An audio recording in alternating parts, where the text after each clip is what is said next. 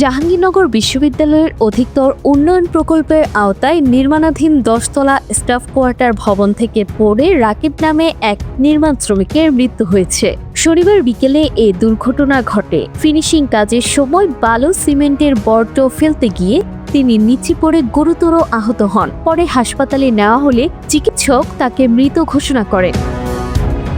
ঘটনার পর বিশ্ববিদ্যালয় প্রশাসন সব নির্মাণ কাজ সাময়িকভাবে বন্ধ ঘোষণা করে। তদন্তে ঠিকাদারি বা শ্রম সরবরাহকারী প্রতিষ্ঠানের গাফিলতি ছিল কিনা তা যাচাইয়ের নির্দেশ দেওয়া হয়েছে। নিহতের পরিবারকে ঠিকাদারি প্রতিষ্ঠান তাৎক্ষণিকভাবে 2 লাখ টাকা সহায়তা দিয়েছে। প্রতিষ্ঠানটির প্রতিনিধি জানান, নিহতের পরিবারের পাশে থাকবে তারা। আসসালামু আলাইকুম। আপনারা জেনেছেন যে আজকে বিকাল 5টা হতে 5:30 মধ্যে আমাদের জাহাঙ্গীরনগর বিশ্ববিদ্যালয়ে এই যে নবনির্মিত ভবন রয়েছেন, এই ভবন থেকে পড়ে একজন শ্রমিকের মৃত্যু হয়েছে।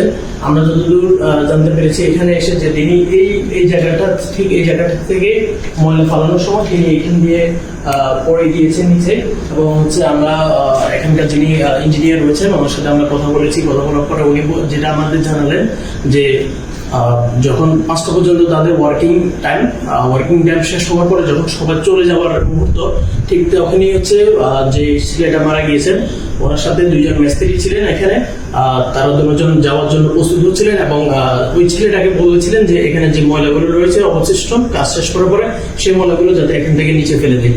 তো আমরা যতদূর শুনেছি যে সে এখান থেকে ময়লাগুলো ফেলে দেওয়ার সময় ঠিক এই জায়গাটায় এসে সে নিচে পড়ে গিয়েছেন। এবং আমরা দেখেছি যে এখানে যে জায়গাটা রয়েছে এটা আসলে একজন মানুষকে পড়ে যাওয়া একজন মানুষকে আটকানোর জন্য যথেষ্ট না। যদিও আমাদেরকে ইঞ্জিনিয়ার যিনি আছেন উনি বলেছেন যে নিচে এবং উপরে সবগুলো সেম কনস্ট্রাকশন, কিন্তু আমরা 9 তলায় এসে দেখেছি যে দুটো কনস্ট্রাকশনের মধ্যে একটু পার্থক্য রয়েছে। আমরা নিচে উনি আমাদেরকে যেভাবে দেখেছিলেন সেখানে আমাদের এই ওয়ালগুলো আরেকটু উপরে ছিল এবং ওয়ালগুলোর পাশে 2.5 ফিট একটা নির্দিষ্ট জায়গা ছিল, যেখানে আসলে এরকম একটা জায়গা থেকে একটা মানুষের পড়ে যাওয়া একটা ইম্পসিবল একটা বিষয় ছিল।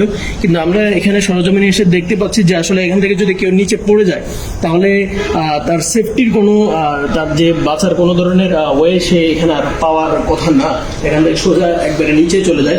আমরা যদি একটু এদিকে আসি তাকাই, আমরা দেখতে পাচ্ছি যে এখানে আজকে কাজ হওয়ার যে চিহ্নগুলো, যে নির্দিষ্ট যে জিনিসগুলো দিয়ে তারা এখানে ইনডোর যেহেতু কাজ করতেছে, আমরা জিজ্ঞেস করছিলাম যে আপনারা কোনো সেফটি টুলস ব্যবহার করতেছেন কিনা। ওনারা আমাদের জানালো যে যেহেতু এখানে ইনডোরের কাজ চলতেছে এই জন্য তারা কোনো ধরনের সেফটি টুল ইউজ করতেছে না।